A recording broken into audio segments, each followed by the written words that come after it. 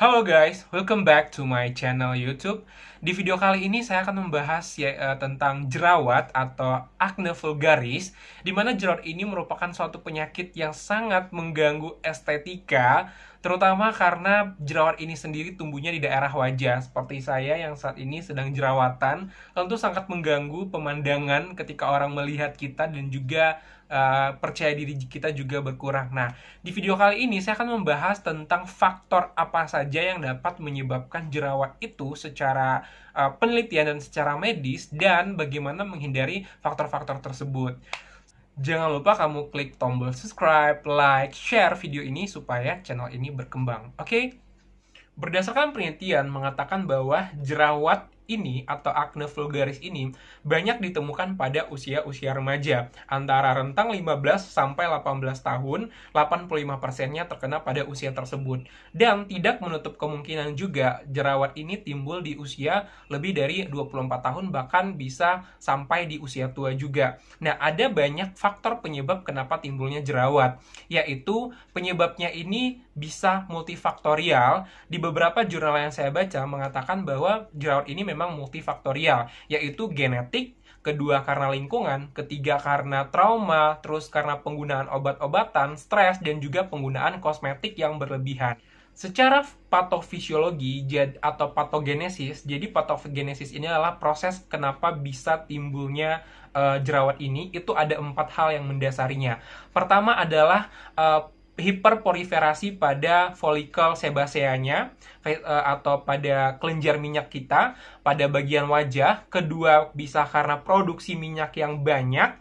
Ketiga, karena adanya peradangan. Dan keempat, bisa karena pertumbuhan atau perkembangbiakan bakteri yang nama bakterinya itu adalah Propionibacterium acne. Jadi bakteri ini bisa banyak di dalam wajah kita, di dalam kelenjar minyak kita, dan keempat faktor ini dapat menimbulkan munculnya bakteri. Nah, kenapa keempat patogenesis ini bisa ada? Itu karena faktor-faktor tadi, yaitu karena stres, hormonal, karena genetik, karena obat-obatan atau kosmetik. Faktor-faktor pencetus yang multifaktorial ini yang menyebabkan terjadinya kelebihan minyak, atau adanya bakteri, atau adanya hiperproliferasi pada folikel sebaceanya.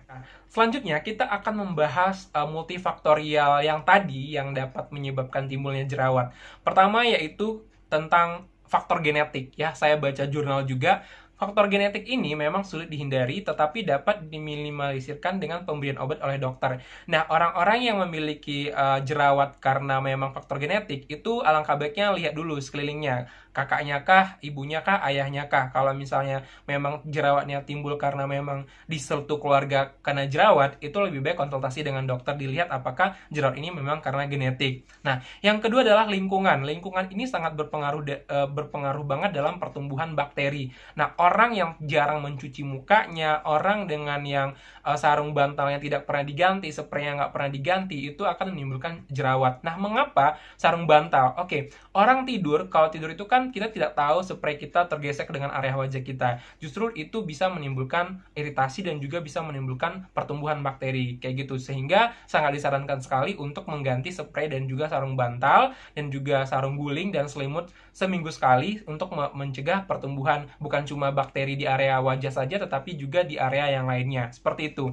Nah, dengan antara personal hygiene dengan timbulnya jerawat, nah di beberapa jurnal Indonesia ya, kalian bisa searching sendiri, itu memang ada hubungan antara orang yang jerawat karena personal hygiene-nya yang buruk. Nah, bukan berarti ya teman-teman, orang yang banyak jerawat itu berarti personal hygiene-nya buruk ya, karena tadi multifaktorial. Nah, yang ketiga adalah hormonal. Nah, hormonal ini memang pada perempuan agak sulit dihindari, tetapi rata-rata memang pada perempuan yang sedang mens atau pada saat mau mens itu udah mulai pertumbuhan jerawat karena hormon mereka itu meningkat seperti itu, dan memang sangat sulit dihindari, tetapi itu hanya terjadi 1 bulan sekali dan bisa dihilangkan atau diminimalkan dengan pencucian muka yang teratur. Dan nah, yang ketiga adalah stres emosional. Jadi kalian kalau timbul banyak jerawat terus tidak ada di keluarga kalian yang genetik, tidak ada yang jerawat, ayah ibu kalian atau kakak kalian, terus tiba-tiba kalian jerawat, itu bisa karena faktor stres teman-teman, atau bisa karena faktor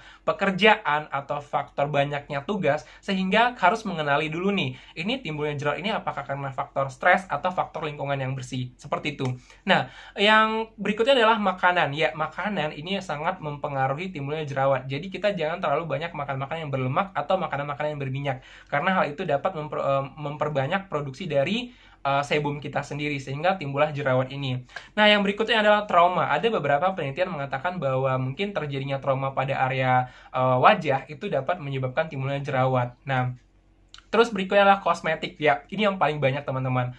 Ada orang karena dia udah jerawat nih, terus dia mencoba kosmetik yang sebenarnya belum tentu dapat menghilangkan jerawat. Nah, justru ketika dia menggunakan kosmetik tersebut dapat menimbulkan jerawat bahkan iritasi. Sehingga teman-teman harus hati-hati dalam memilih kosmetik terutama untuk menghindari jerawat. Seperti itu. Nah, yang terakhir adalah obat-obatan. Memang ada beberapa obat-obatan yang dapat menimbulkan jerawat. Sehingga teman-teman kalau mengkonsumsi obat, alangkah baiknya berkonsultasilah dengan dokter dan tanyakan apakah ini dapat menimbulkan jerawat atau tidak. Seperti itu. Nah, dari beberapa multifaktorial ini, teman-teman harus perhatikan nih, sebenarnya timbulnya jerawat ini dari mana? Dari genetik kah? Dari lingkungan kah? Dari stres kah? Trauma kah?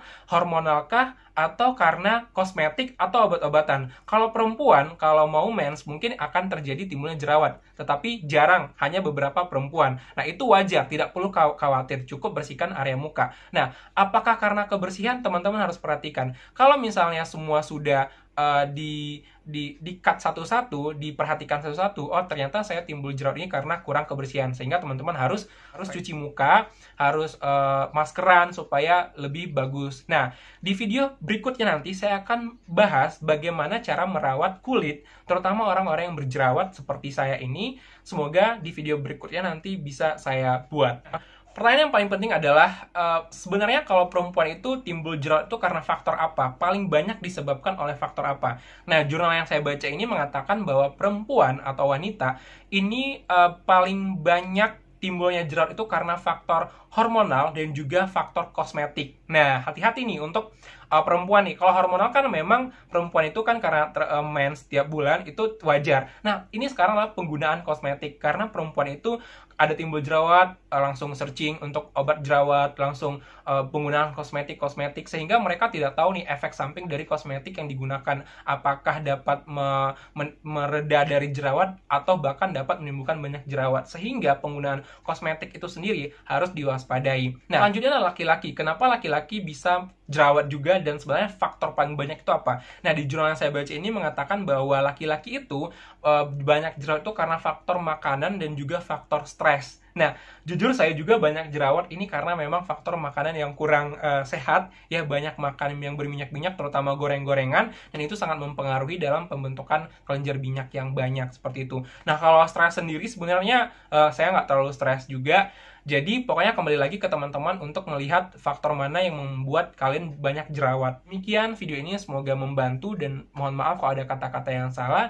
Jangan lupa buat kalian yang banyak jerawat, tetap stay health ya, cuci muka teratur, jangan menggunakan sabun sembarangan. Oke, see you, bye-bye, the next video.